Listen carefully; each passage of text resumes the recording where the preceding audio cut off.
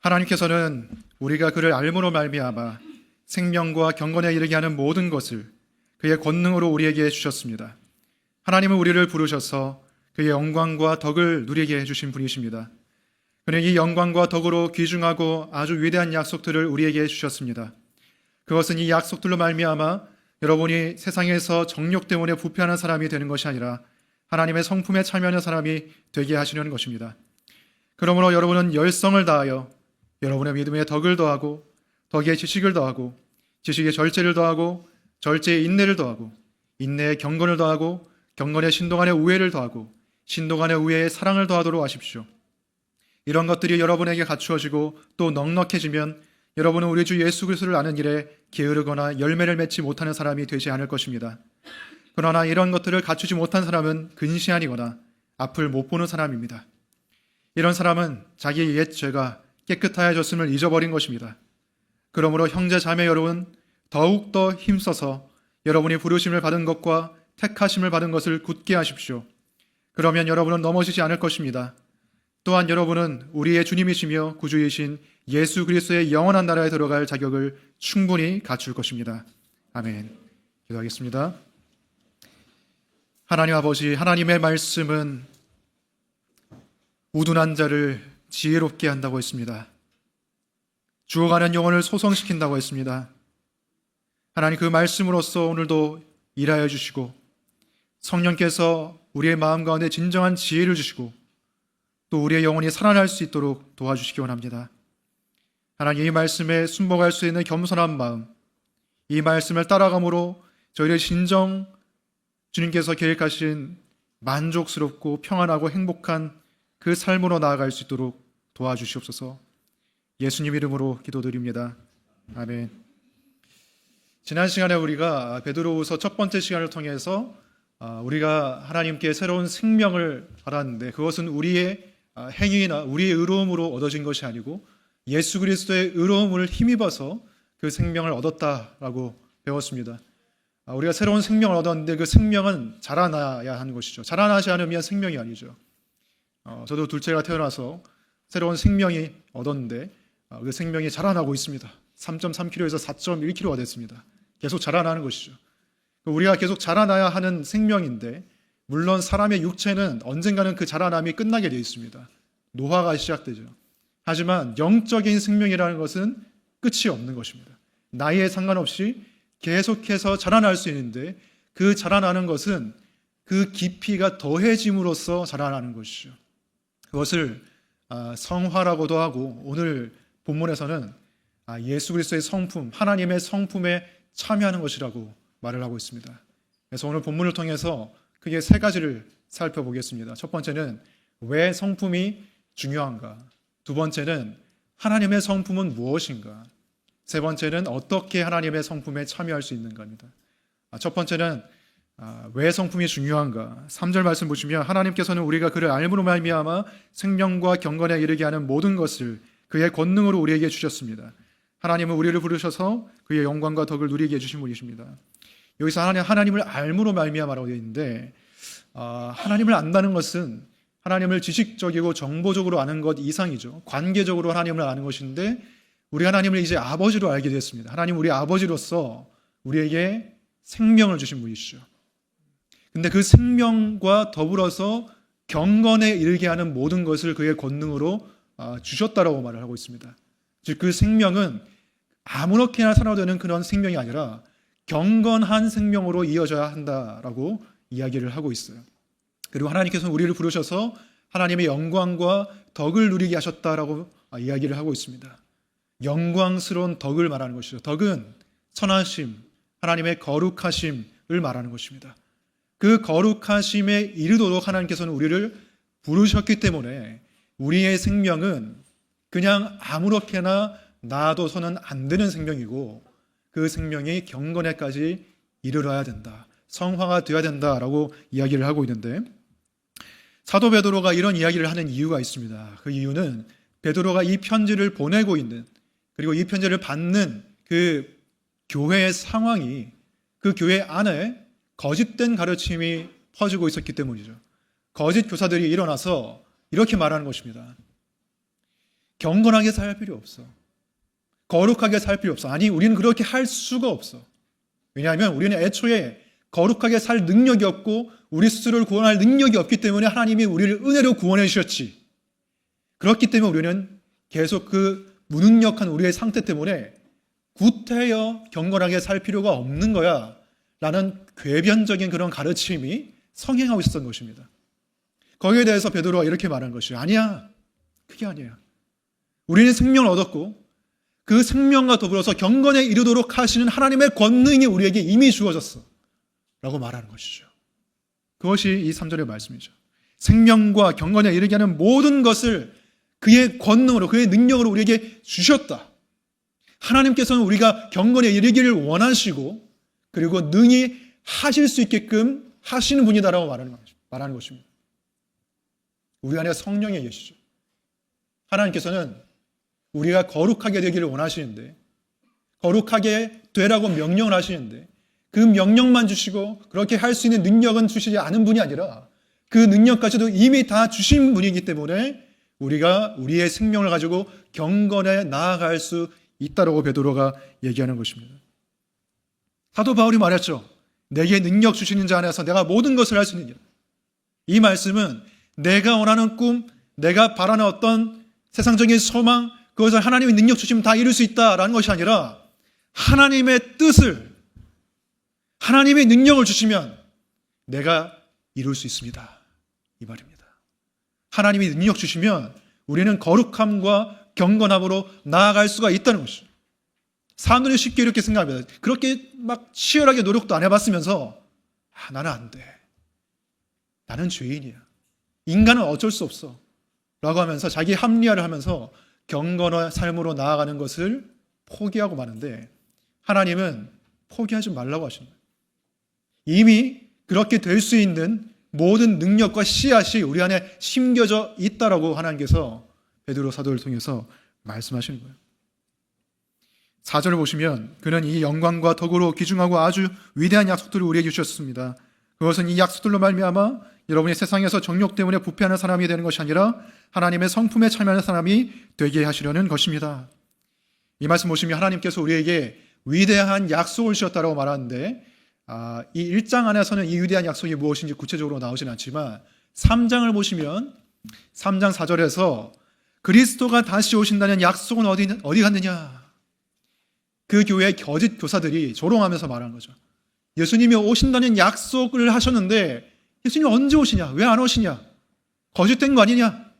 괜히 기다리고 있는 거 아니냐? 라고 조롱했던 것이죠.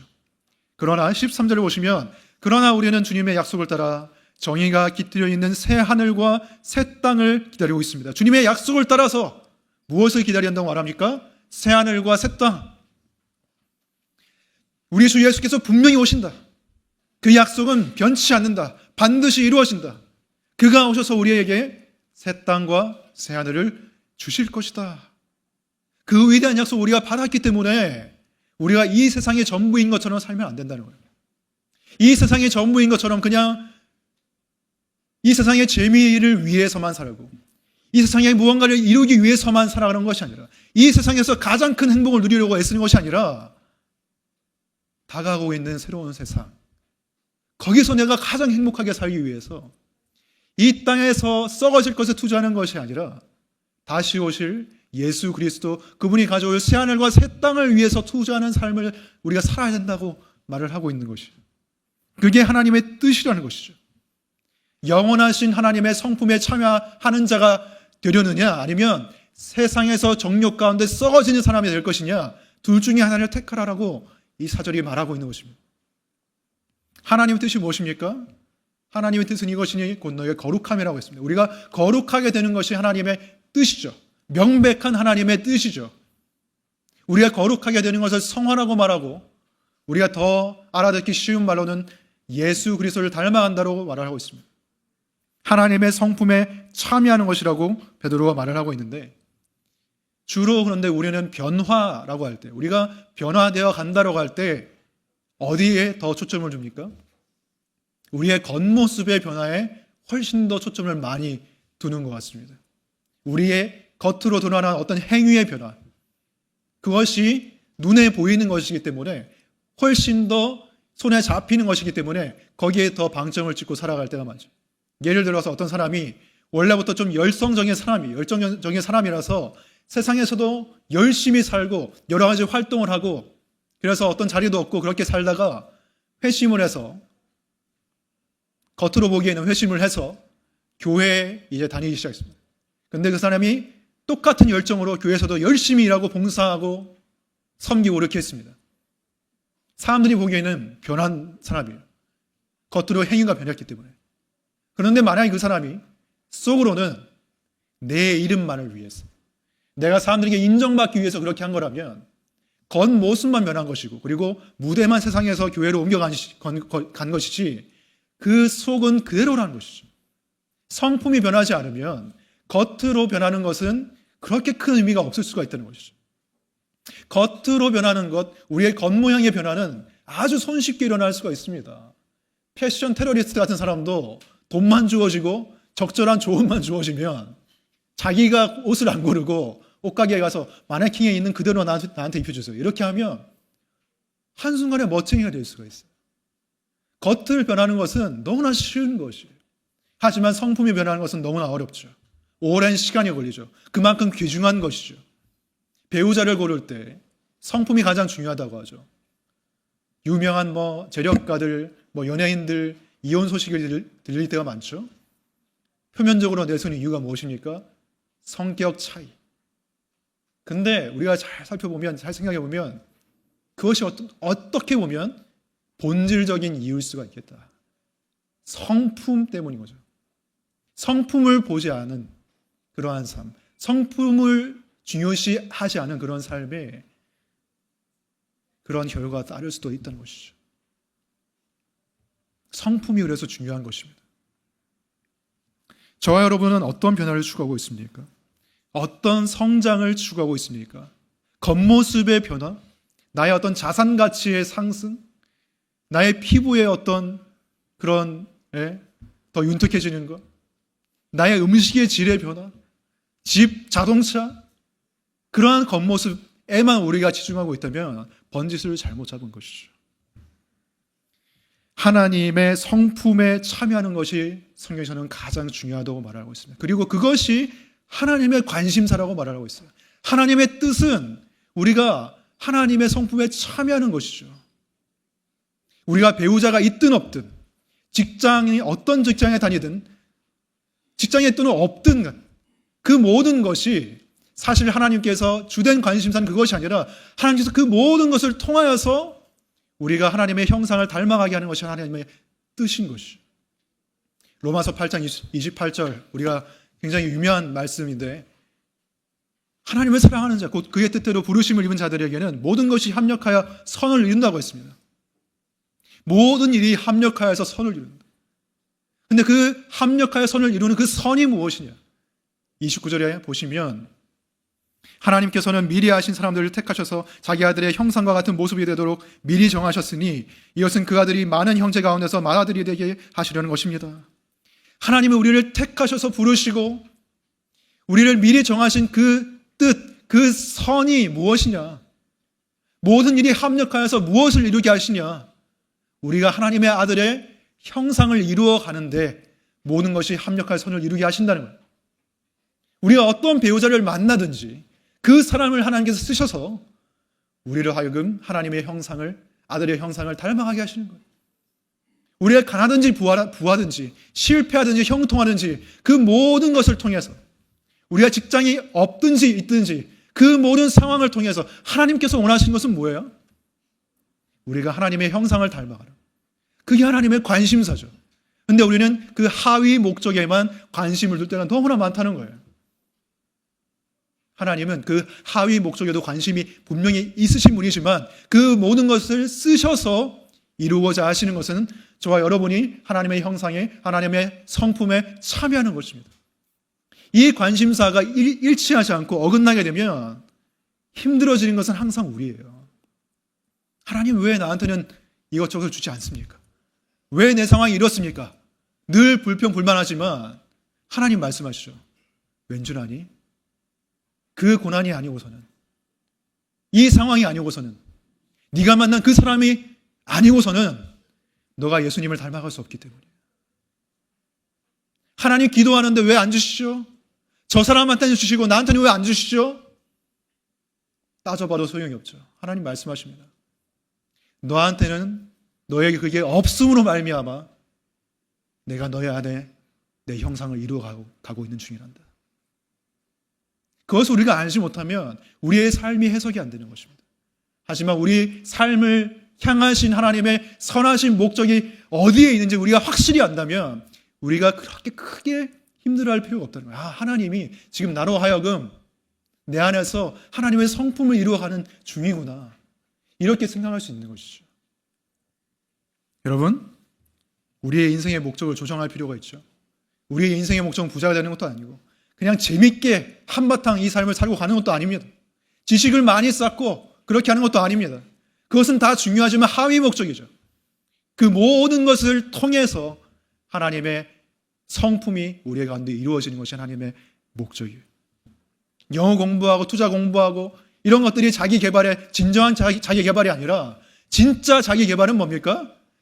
나를 개발시켜서 내가 인간적인 성품에 머무는 것이 아니라 하나님의 성품에 참여하는 것이 진정한 자기 개발인 것이죠.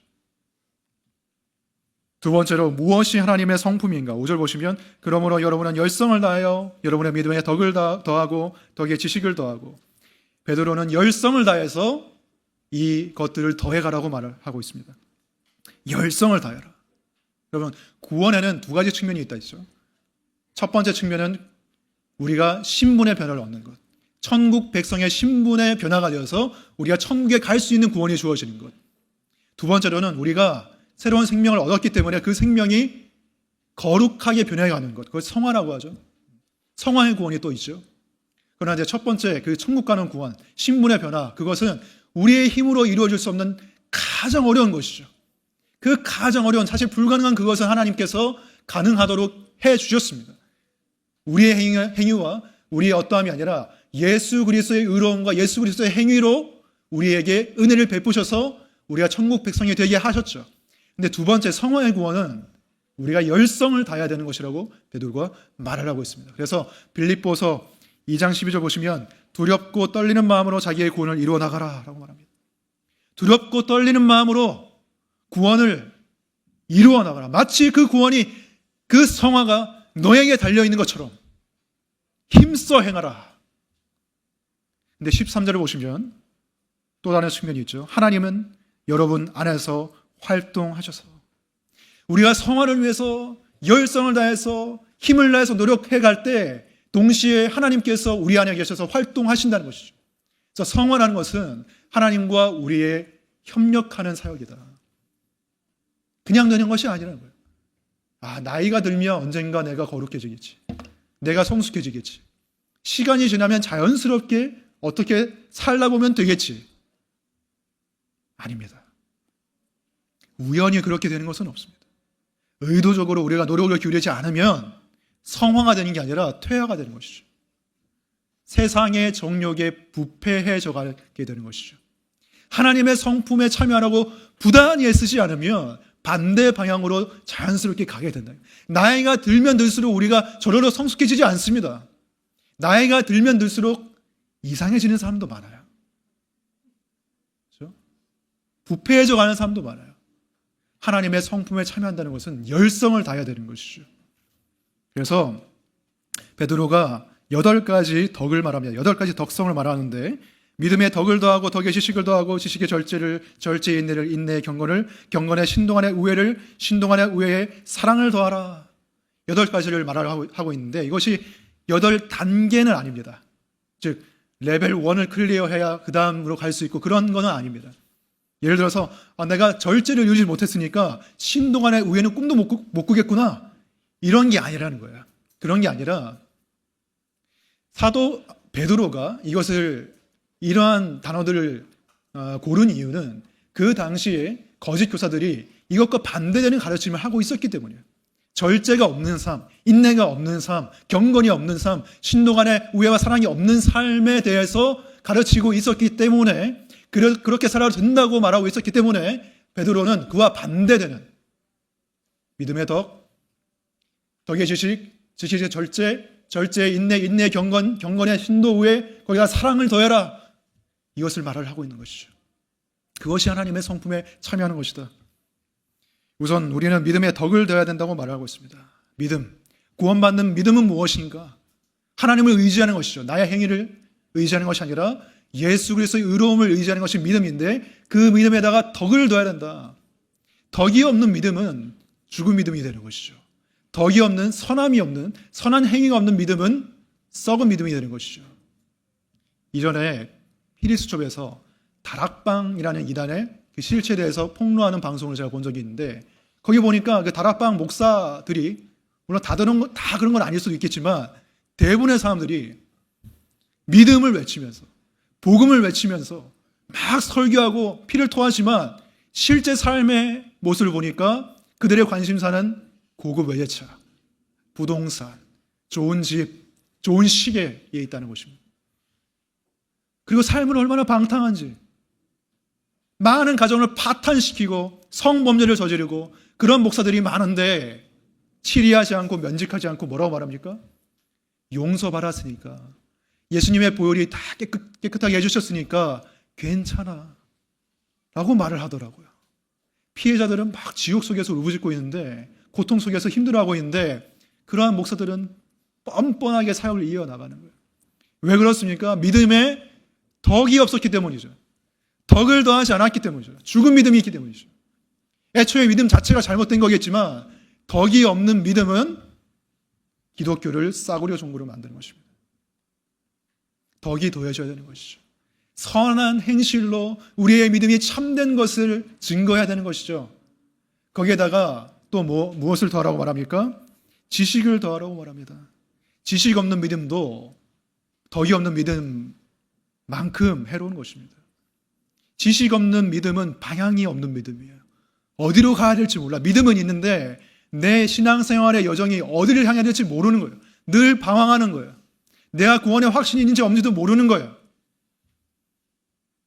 무엇이 내 삶의 신앙생활의 목적인지 모르고 갈피를 잡지 못하는 것이 올바른 신학과 교리가 들어가야 되는 것이.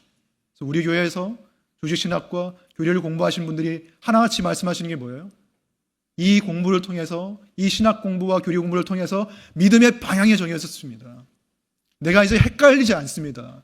내 신앙의 목적이 뭔지 알게 됐습니다. 뼈대가 잡혔습니다. 라고 말을 하는 것이. 올바른 지식 없이 그냥 유튜브에서 그냥 아무거나 듣고 요즘 이게 제일 문제 진짜. 확인되지 않은 공식적으로 인증받지 못한 그런 교사들이 유튜브에서 활개치고 있죠. 거기서는 자격을 따지지 않으니까. 그럼 아무거나 듣고 분별하지 못하는 상태에서 그렇게 살아가게 되면 올바른 지식이 없는 믿음은 삶 전체를 파괴합니다. 삶 전체의 방향을 오도하기 때문에. 그래서 우리는 올바른 지식을 가져야 되는 것이죠. 올바른 지식을 가지고 분별을 해야 되는 것이죠. 다음으로 절제를 더하라고 말하는데 뭐든지 이제 경지에 이르려면 절제가 필요한 거잖아요. 그렇죠? 운동선수들이 절제하지 않으면 운동선수로서의 삶을 살아갈 수가 없습니다. 요즘에 우리나라에서 가장 뛰어난 폼을 보여주고 있는 운동선수는 제 생각에 안세영 선수인 것 같아요. 아시죠? 배드민턴 선수, 파리 올림픽에서 그 금메달 땄던 안세영 선수. 이름은 안세영인데 엄청 세죠? 그죠?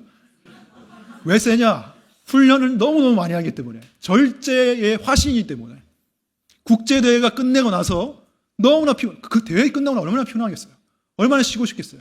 근데 바로 비행기 내려서 숙소 가서 짐 풀고 바로 훈련소로 간다는 거예요. 바로 체육관으로 가서 그날의 훈련량을 채운다는 거예요. 절제가 무엇입니까? 목표를 위해서 하고 싶은 것을 하지 않고 하고 싶지 않은 것을 하는 것이 절제죠. 우리의 목표는 무엇입니까? 하나님의 뜻에 순종하는 것이고 하나님의 성품에 참여하는 것이죠. 그것을 위해서 하고 싶은 게 있어도 참고 안 하고 하고 싶지 않은 것을 하는 게 절제인 것이죠. 그리고 인내를 더하라. 인내는 절제와 비슷하지만 좀 다른 것 같습니다. 이 본문에서 뉘앙스가 다른 것 같아요. 절제는 내가 스스로 선택해서 훈련에 참여하는 것이죠. 하지만 인내는 내가 선택하지 않은 환경이고 내가 선택하지 않은 사람이고 내가 선택하지 않은 상황을 맞닥뜨렸을 때에 그것을 참아내는 것이죠. 그 상황 속에서 이건 내가 뜻한 게 아니야. 막 짜증내고 분을 토하고 원망하고 이런 게 아니라 참아내는 것입니다. 누군가 나에게 힘들게 하더라도 분을 내지 않는 것입니다. 그게 인내죠. 그게 인내죠. 기도하면서 왜 하나님 응답해 주지 않지?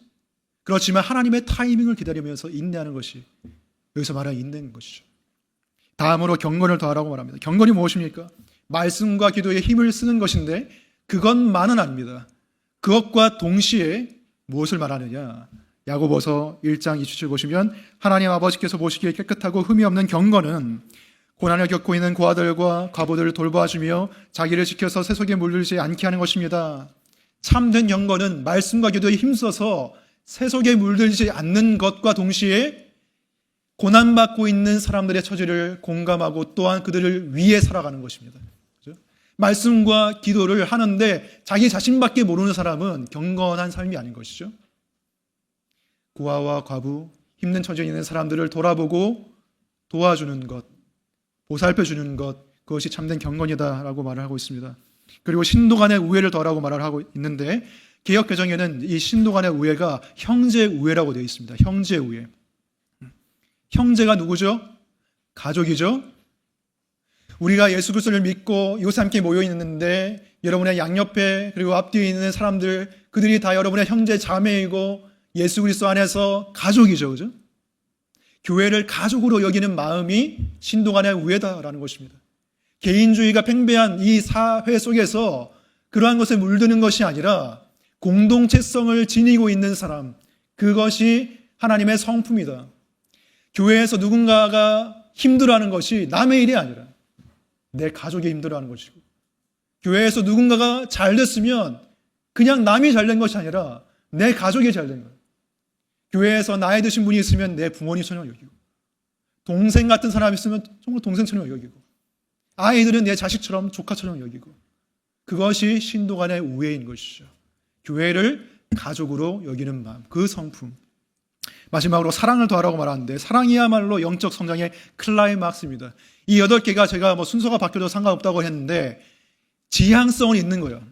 믿음에서 사랑으로 나아가는 지향성은 있는 것입니다. 우리의 믿음이 믿음으로만 완전하지 않고 믿음은 사랑으로 역사하는 믿음이 되어야 된다. 사랑으로 나아가야 된다. 사랑이 없으면 아무 소용이 없습니다. 아무리 인내해도 아무리 절제해도 사랑이 없으면 그것은 진정한 인내와 절제가 아닌 것이죠. 사랑이 없으면 하나님을 알지 못한다고 했습니다. 왜? 하나님은 사랑이시기 때문에. 하나님의 성품을 닮아간다고 하면서 다른 건 다 닮아가는데 사랑이 없으면 뭐예요? 그건 하나님의 성품이 아닌 것이죠.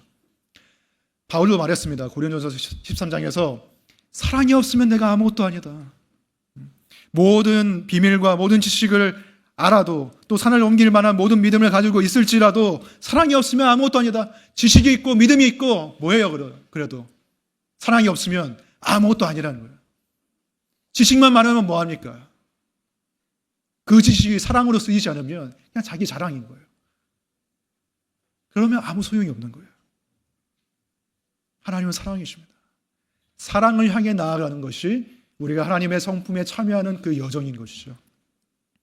자, 그렇다면 세 번째로 어떻게 이러한 하나님의 성품에 참여할 수 있는가? 3절 보시면 이런 것들이 여러분에게 갖추어지고 또 넉넉해지면 여러분은 우리 주 예수 그리스도를 아는 일에 게으르거나 열매를 맺지 못하는 사람이 되지 않을 것입니다.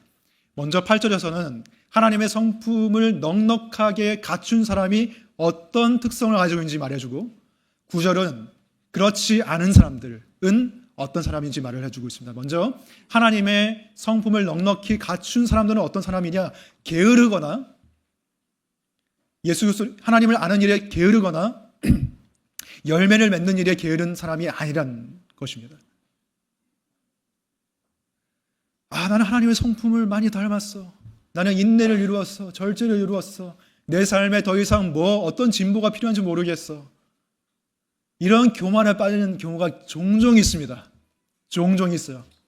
나는 다른 사람한테 패 끼치는 것도 없고 나는 성실하고 도덕적으로 살고 있어. 나는 여기에다가 뭘 더 더해야 될지 모르겠어. 라고 생각한다면 그 사람은 오히려 하나님의 성품을 넉넉하게 갖지 못했기 때문에 그런 생각을 하는 것이죠. 왜 그렇습니까? 하나님께 더 가까이 나아가는 사람은 자기 자신의 부족함을 볼 수밖에 없습니다. 태양이 멀리서 봤을 때는 이 손으로 가려지죠. 하지만 가까이 가면 갈수록 그 태양이 우리를 압도합니다. 마찬가지로 하나님의 사랑의 그 길이와 높이와 깊이는 우리가 멀리서 보면, 피상적으로 보면 내가 이룬 것처럼 보입니다. 하지만 가까이 가면 갈수록, 더 그것을 위해서 열성을 다할수록 나는 정말 아무것도 아니구나, 그것을 알게 되는 것이죠. 나는 다른 사람들 패 끼치지 않는 사람인데, 그러면 충분히 사랑하는 사람입니까? 나는 하나님께 크게 죄 지은 것은 없는데 충분히 하나님 사랑했습니까? 그렇게 말할 수 있습니까? 온 마음과 뜻과 힘을 다해서 하나님을 사랑했다고 말할 수 있습니까? 내 이웃을 내 몸같이 사랑한다고 말을 할 수 있습니까? 그 율법이 떡하니 우리 앞에 있는데 우리가 어떻게 내 영적 성장이 여기까지인 것 같다고 말할 수가 있습니까? 자라갈 그 길이 한참 남았는데. 그렇죠? 그래서 그 하나님의 성품을 넉넉히 갖추고 있는 사람들은 오히려 더 열심입니다. 게으르지 않고. 오히려 더 많은 열매를 맺으려고 합니다. 겸손하기 때문이죠. 겸손의 성품이 있기 때문이죠. 9절을 보시면, 그러나 이런 것들을 갖추지 못한 사람은 근시안이거나 앞을 보지 못하는 사람입니다. 이런 사람은 자기의 옛 죄가 깨끗하여졌음을 잊어버린 것입니다. 반대로 하나님의 성품을 넉넉히 갖추지 못한 사람은 왜 그러냐? 근시안이기 때문이다. 근시안이 무엇입니까? 앞에 있는 것만 보는 사람이에요. 앞에 있는 것만 보이는 사람이죠. 저도 근시입니다. 그래서 안경을 끼고 있죠. 그래서 안경을 벗으면 이 원고가 안 보일 거예요. 안경을 벗으면 저기 뒤에 시계도 안 보여요. 좋은 점이 있습니다. 안경 벗으면 꼴 보기 싫은 거 안 봐도 됩니다. 근데 안경을 벗으면 제 얼굴이 꼴 보기 싫죠. 그래서 안경을 쓸 수밖에 없는데, 이 안경을 쓴다는 것, 그리고 근시이기 때문에 안경을 쓰는 것인데, 근시인 것은, 여기서 말하는 근시는 육적인 근시를 말하는 것이 아니라 영적인 근시를 말하는 것이죠. 영적으로 멀리 내다보지 못하고 눈앞에 있는 것만 급급하는 것입니다. 눈앞에 내 삶에 당면한 문제들, 내 먹고 사는 문제들, 내 앞에 즐길 거리들, 내가 이루어야 할 세상의 무언가들, 그것에만 급급한 채 멀리는 못 보는 거예요. 여기서 더하라 계속 나오잖아요. 더하다는 말이 원어의 의미는 뭐냐면, 어떤 재력가가 예술 작품을 올리기 위해서 투자한다는 뜻이에요. 투자한다는 뜻입니다. 투자를 하기 위해서는 선택이 필요합니다. 다 투자할 수는 없어요. 선택이 필요한데 어디에 투자할 것이냐, 멀리 보고 정말 확실한 것에 투자할 것이냐, 눈앞에 급급한 것에만 투자할 것이냐. 좋은 투자자는 뭐예요? 멀리 보는 사람입니다. 장기적인 안목을 가지고 있는 사람입니다. 하지만 나쁜 투자자는 뭐예요? 눈앞의 이익에만 급급하면서 사고팔고 하는 사람이 나쁜 투자자잖아요. 그죠? 좋은 투자자는 멀리 보는 사람입니다. 멀리 보는 사람. 근데 이 근시안인 사람은 무엇을 보지 못한다? 무엇을 잊어버렸다고 말합니까?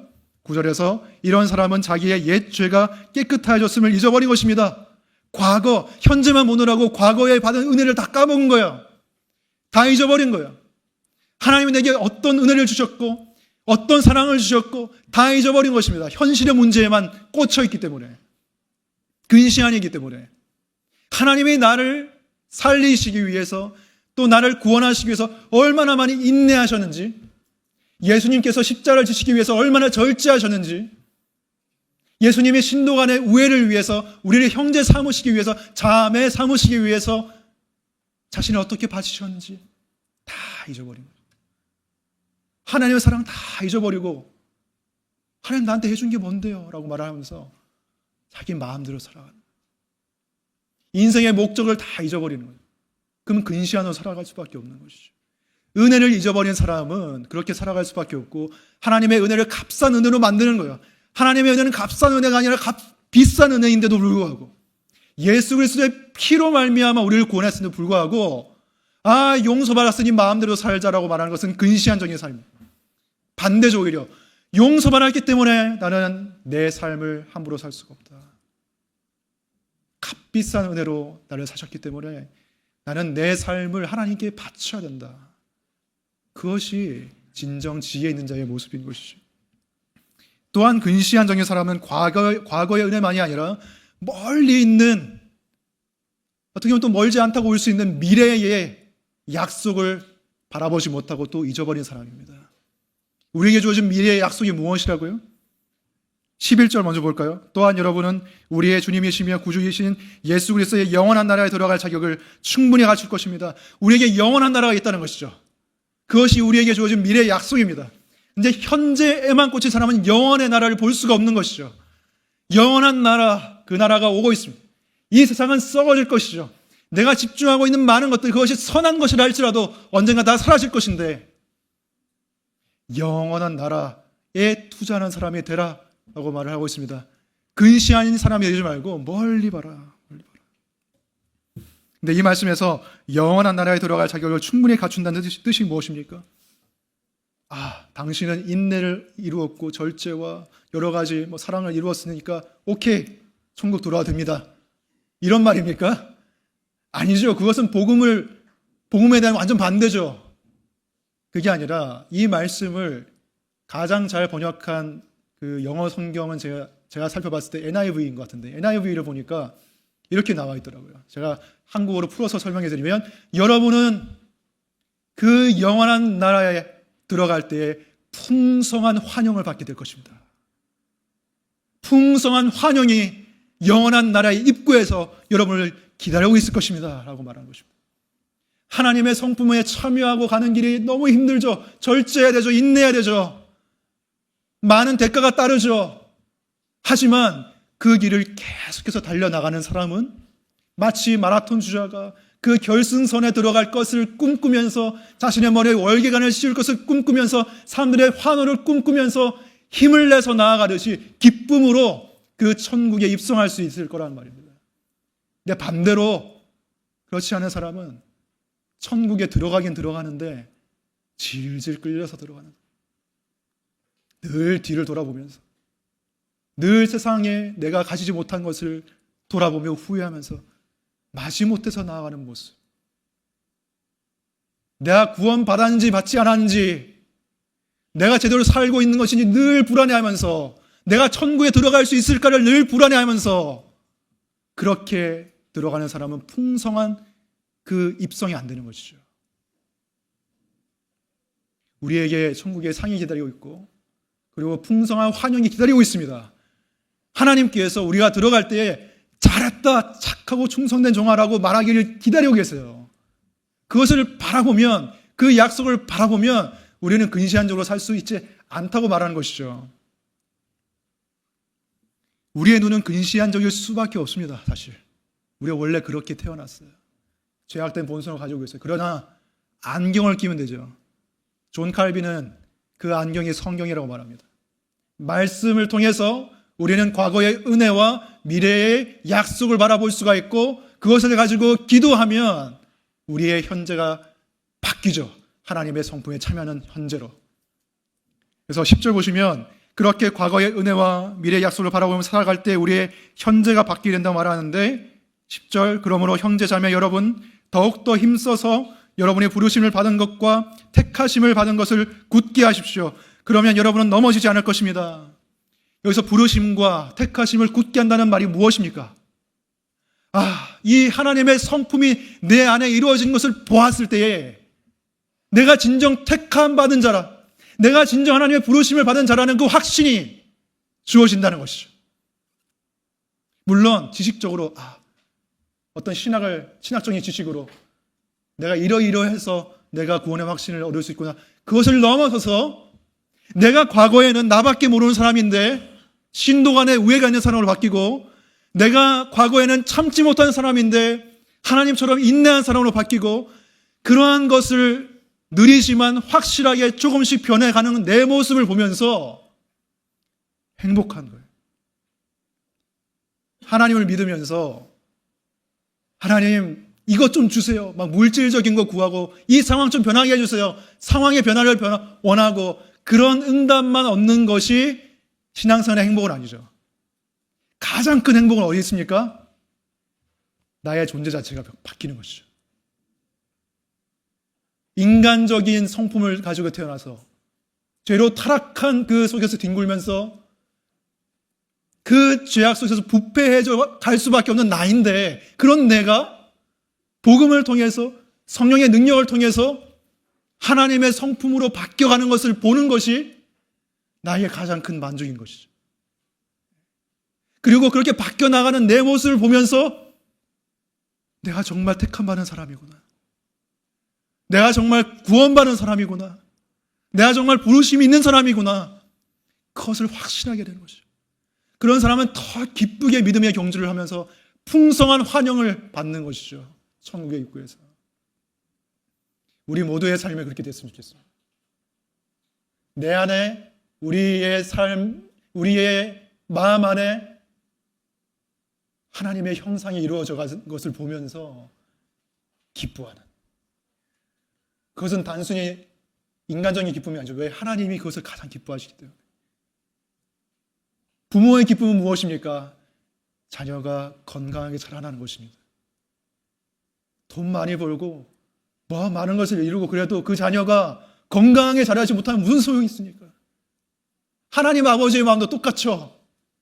저와 여러분이 하나님의 성품을 가지고 건강하게 자라나는, 그게 하나님의 소원인 것이죠.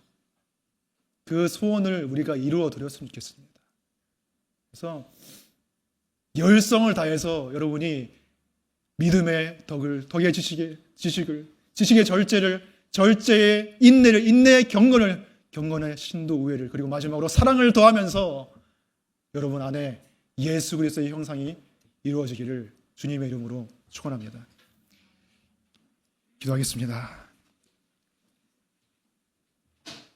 아버지, 우리를 사랑하시는 아버지, 우리를 너무 사랑하셔서 우리에게 생명 주셨고, 그리고 그 생명을 경건으로 이어지도록, 하나님의 영광스러운 덕을 누리도록, 풍성한 생명이 되도록 이끌으시니 감사합니다. 아버지여, 우리 너무나 근시한 적입니다. 이 땅의 삶 밖에 바라보지 못하는, 그런 앞을 보지 못하는 우리의 영적인 시력, 주님, 우리를 불쌍히 여겨주시기 바랍니다. 그리고 우리의 눈을 고쳐주시기 원합니다. 안약을 발라서 우리가 고침받을 수 있기 원합니다. 안경을 쓰고 말씀의 시력을 가질 수 있기 원합니다. 그래서 우리가 받은 은혜를 생생하게 기억할 수 있게 주님 도와주시고, 미래에 다가올 천국의 그 현실이 생생하게 우리의 마음에 경험하게 될 수 있기를 원합니다. 그래서 하나님, 이 땅에서 살아갈 때에 내가 살아가고는 있지만, 믿음 가지고 살아가고 있지만, 세상과 별다를 바 없이 살아가면서 늘 불만족스럽고 늘 진정한 영적인 행복을 누리지 못하는 그런 삶으로 우리가 나아가는 것이 아니라, 느리지만 확실하게 조금씩 우리가 하나님을 닮아가면서 진정한 행복을 우리가 누릴 수 있게 도와주시옵소서. 우리 아버지이신, 그리고 우리의 형이신 예수 그리스도를 우리가 닮아가는 것이 우리의 삶 가운데 보일 때 하나님 가장 기뻐하신 줄 믿습니다. 우리가 하나님의 기쁨이 되어드리게 도와주시옵소서. 예수님 이름으로 기도드립니다. 아멘.